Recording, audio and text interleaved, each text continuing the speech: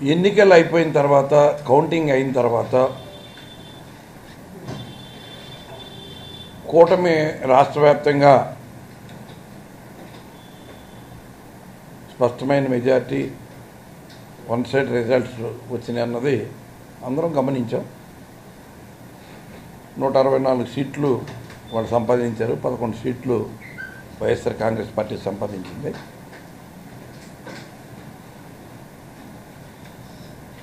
కానీ ప్రజాస్వామ్యంలో రాజ్యాంగం మీద విశ్వాసం ఉన్నవాళ్ళం, ప్రజాస్వామ్యాన్ని నిలబెట్టడానికి, ప్రజాస్వామ్యయుతంగా ముందుకెళ్ళడానికి, ప్రజాస్వామ్యయుతంగా పోరాడటానికి ఇప్పుడు వెనకాడని వాళ్ళం. ప్రజాస్వామ్యంలో ప్రజలందరికీ న్యాయం చేయాలనే ఓ తపనతో మా నాయకుడు 2019లో రాష్ట్ర చరిత్రలో కాదు దేశ చరిత్రలో కూడా ఎప్పుడూ ఎవరు చేయని విధంగా ఇచ్చిన ప్రతి హామీని ప్రమాణ స్వీకారం చేసిన రోజు నుంచే అమలు చేస్తూ వచ్చి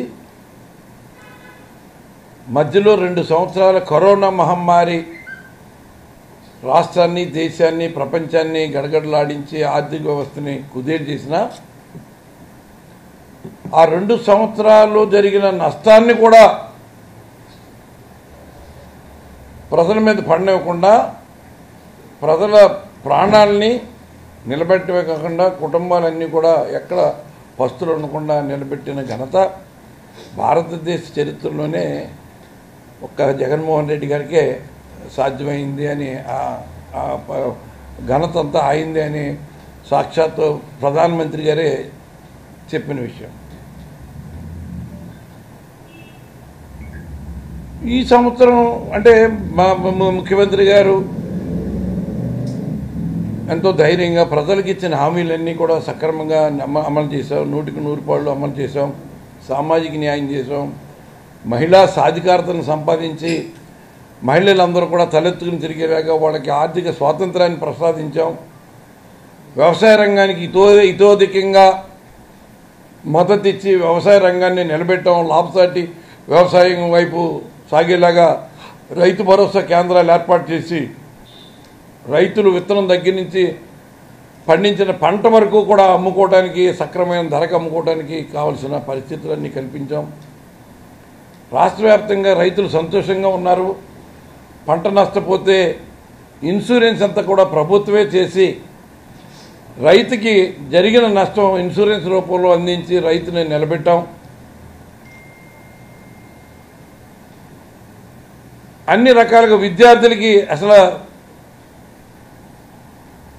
విద్యా వ్యవస్థలోనే సమూలమైన మార్పు తీసి రాష్ట్రంలో కొంతమంది కార్పొరేట్ విద్యా సంస్థలు చేతిలోకి తీసుకుని రాష్ట్ర ప్రజలు, విద్యార్థులు, పిల్లల యొక్క జీవితాలతో ఆడుకునేలాగా వాళ్ళు తలకు మించిన ఫీజులతోటి మరి విద్యార్థి తల్లిదండ్రులు ఆవేదనతో ఉండే పరిస్థితి నుంచి ఒక మంచి విద్యా విధానాన్ని తీసుకుని దాన్ని అడాప్ట్ చేసి పేద పిల్లలు కూడా ప్రభుత్వ స్కూల్లో ఇంగ్లీష్ మీడియంతో పాటు సకల సౌకర్యాలు కలగజేసి నాడు నేడు పేరుతోటి అన్ని అభివృద్ధి చేసి ఇవాళ ఇంటర్నేషనల్ బకలాస్ అనే ఒక ఇంటర్నేషనల్ స్టాండర్డ్ ఎడ్యుకేషన్ సంస్థతోటి ప్రపంచంతో పోటీపడేలాగా విద్యా వ్యవస్థలో సమూలమైన మార్పులు తీసుకొచ్చి పేదవాళ్ళ పిల్లలు కూడా మంచి క్వాలిటీ విద్య అందించే విధంగా ముందుకెళ్ళే పరిస్థితుల్లో చేశాం. విద్యార్థులకి మంచి భోజనం పెట్టి వాళ్ళ ఆరోగ్యాన్ని వయసుకి తగ్గ ఎదుగుదల ఉండేలాగా చేశామని ఒక మంచి ఆత్మవిశ్వాసంతో ముఖ్యమంత్రి గారు అన్నీ చేసిన తర్వాత ఎన్నికలకు వెళ్తున్నాం, ఎన్నికల్లో ప్రజలు మనకు మద్దతు ఇస్తారని ఆయన ఆశించారు. మేమంతా కూడా చిత్తశుద్ధితోటి రాష్ట్ర చరిత్రలో, రాజకీయ చరిత్రలో ఎప్పుడూ లేని విధంగా పరిపాలన 3 సంవత్సరాలు పూర్తి చేసుకుని గడప గడపకి వెళ్ళి ప్రభుత్వం యొక్క పనితీరు ఎలా ఉందని, ప్రభుత్వం ద్వారా మీకు అందుతున్న సాయం అందుతుందా లేదా అని అందరిని అడిగి తెలుసుకున్నాం. అందరూ సంతోషంగా చెప్పారు. ఎప్పుడు అందరి పరిపాలన ఇప్పుడు అందుతుందని చెప్పారు. మేము కూడా చాలా సంతోషం అనుకున్నాం. ముఖ్యమంత్రి గారు కూడా ఎక్కడ సభలు పెట్టినా లక్షలాది మంది ప్రజలు వచ్చారు, సంతోషం తెలియజేశారు. ప్రతిపక్ష నాయకులు డబ్బులు ఇచ్చి జనాన్ని తీసుకొచ్చిన డబ్బులు రాని పరిస్థితులు చూసాం.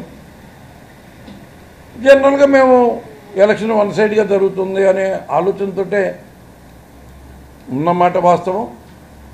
కాకపోతే మేము పరిగణలోకి తీసుకుంది ఏంటంటే, గత ప్రభుత్వం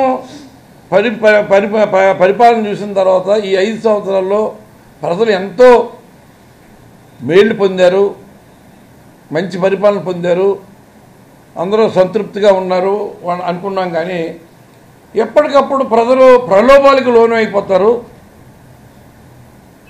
ఒకసారి ప్రలోభాలకు లోన్ చేసి ప్రజలకు అన్యాయం చేసి ఇచ్చిన మాట తప్పి డ్వాక్రా రుణాలు రద్దు, వ్యవసాయ రుణాలు రద్దు, ఇంటికో ఉద్యోగం, 3,000 2,000 నిరుద్యోగ వృత్తి, ఎన్ని రకరకాల హామీలు ఇచ్చి ఎగ్గొట్టిన ప్రజలు అది గుర్తుంటుంది అనుకున్నాం. కానీ ఇవాళ ప్రభుత్వం జగన్మోహన్ రెడ్డి గారి ప్రభుత్వంలో ఇస్తున్న పథకాలు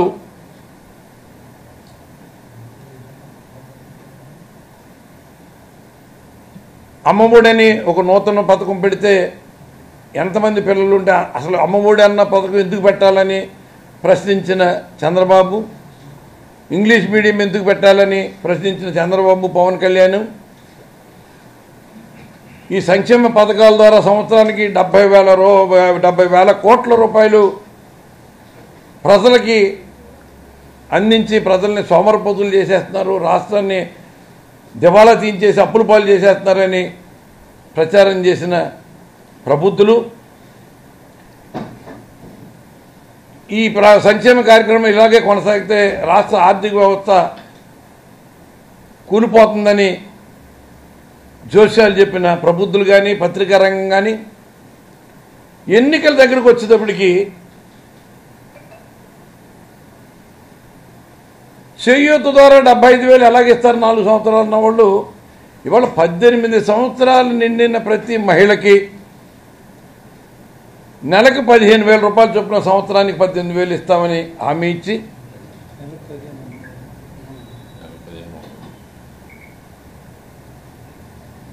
అమ్మఒడి ఎందుకు ఇవ్వాలి, పిల్లల చదివించుకునే బాధ్యత తల్లిదండ్రులదే అని వ్యాఖ్యానం చేసి ఇవాళ ఇంట్లో ఎంతమంది పిల్లలు ఉంటే అంతమందికి అమ్మఒడి ఇస్తానని 15,000 రూపాయలు చొప్పున, ఇద్దరున్నా ముగ్గురున్నా 15,000 చొప్పున ఇస్తానని హామీలు ఇచ్చి